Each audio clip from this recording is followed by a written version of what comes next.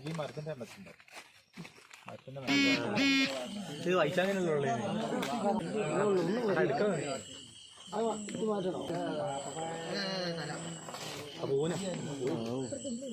ഇത്ര സിമ്പിളാണ് മൂപ്പർക്ക് സ്ഥലം മനസ്സിലാക്കാം.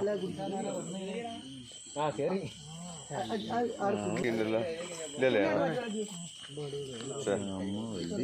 കണ്ടായില്ലേ